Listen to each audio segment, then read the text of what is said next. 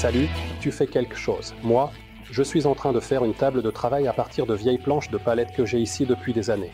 Et je me suis dit qu'il était enfin temps de m'y mettre, quoi qu'il en coûte.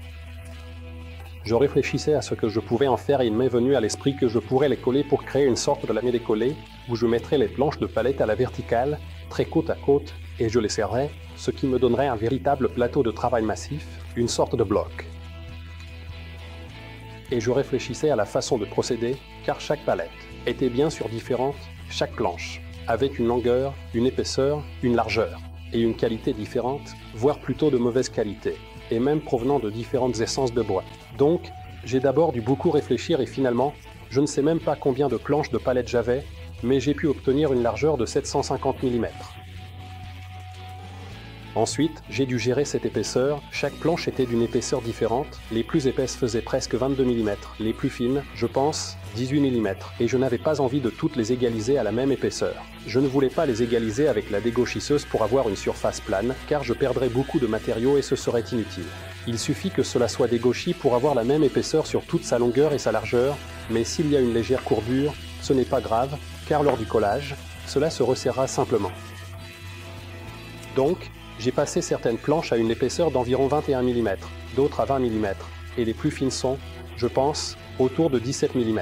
Ensuite, je vais les écarter un peu. Deuxième chose. Largeur. Je me disais que j'aimerais que ce plateau de travail ait au moins 50 mm d'épaisseur. Donc, finalement, j'ai réussi à découper des planches de 60 à partir de ces différentes largeurs de planches. J'ai donc 1 cm de réserve pour le dernier nivellement, car. Ensuite, avec le collage, je vais encore l'ajuster. En ce qui concerne les dimensions, c'était assez déterminé, car les plus courtes planches mesuraient 800 mm, donc je les ai toutes coupées à 800. Cela s'est avéré assez utile, car la plupart des extrémités des autres planches étaient de toute façon un peu fendues, où il y avait des trous laissés par des clous, etc.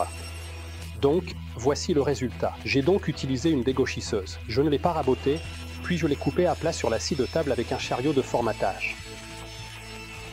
Puis je l'ai fait à une largeur de 60 mm. Et finalement il restait à faire la coupe. D'abord, j'ai toujours coupé ce qui n'était pas bien lavé, puis je l'ai découpé à 800 mm. Je pense qu'une fois que cela sera raboté, je serai également à environ 800 mm et finalement, je pourrai en découper un plateau de travail massif de 750 x 750 mm. Ce collage sera un défi pour mes vieux outils de chez Unimax, qui sont ici absolument géniaux, car grâce à ce profil robuste, il vous crée une surface de chargement parfaitement plane, à laquelle vous pouvez éventuellement encore tirer par le haut. De plus, elles sont à un super prix, selon moi, car cette 15 pieds coûte, je pense, 1500 CZK. Essayez de trouver un serre-joint aussi long et aussi robuste que celui-ci pour ce prix. Donc, le rapport qualité-prix de ces serre-joints est incroyable. Et enfin, pour les patriotes, j'étais directement à la production de ces Knecht chez Unimax, où ce profil.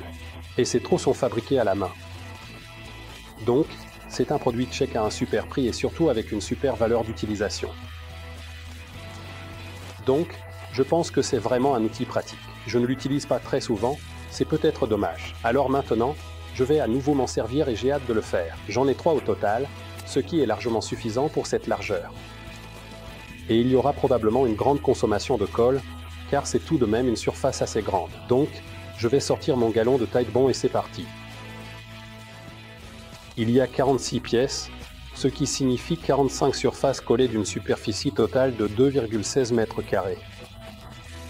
Et j'ai essayé avec cette spatule en silicone, et également de rocler, que je ne peux pas me passer, mais ce n'était pas assez rapide.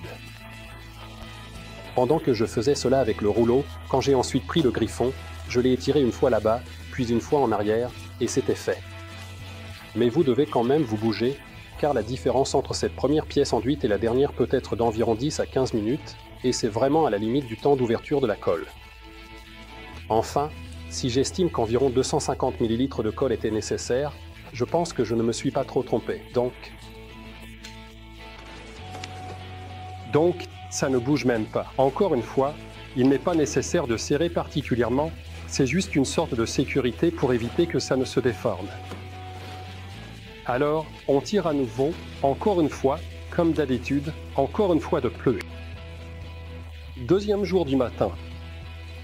Et voilà, c'est déjà fait. Nous allons desserrer les clous, vous voyez, celui qui frotte, c'est celui qui avance.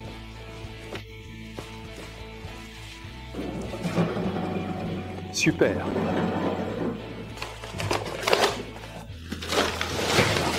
Mettre ça là un par un était amusant, mais... Maintenant, on peut enfin voir que ça pèse quelque chose. Sinon, les clous que j'ai vérifiés pèsent 13,1 kg. Ce n'est pas tout à fait une affaire facile, mais c'est le prix à payer pour cette robustesse. Je dois encore dire qu'il est fabriqué en deux autres dimensions, à savoir 2 mètres et 3 MC, 15 cm. C'est vraiment la dimension brute, mais ils ne peuvent serrer que 1250 mm. Cela signifie, je suppose, qu'une barre de 2 mètres peut saisir 1750 mm et qu'une barre de 3 mètres peut saisir 2750 mm. C'est juste pour que vous sachiez dans quoi vous vous engagez.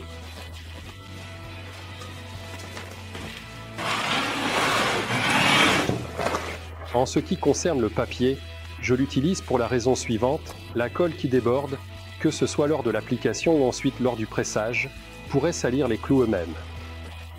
Bien sûr, cela pourrait être résolu en collant les profils avec du ruban adhésif, mais de cette manière, la table est également protégée sous le papier.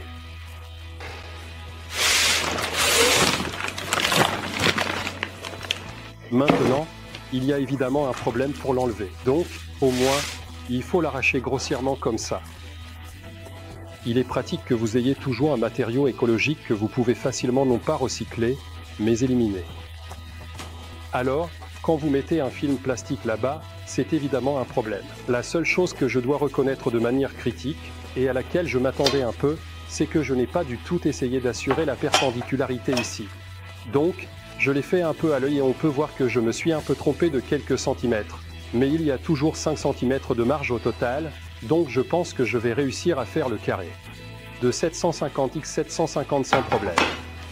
Donc, je suis satisfait de cela et vous pouvez vous attendre à une comparaison de grande surface dans une prochaine vidéo. Non, je ne vais vraiment pas y arriver avec les Protavaki. Heureusement, je suis actuellement équipé pour cela. Et pour ne pas oublier, vous trouverez les liens vers tous les produits que j'ai utilisés pour fabriquer ce plan de travail dans la description sous la vidéo. Merci d'avoir regardé, prenez soin de vous et faites quelque chose.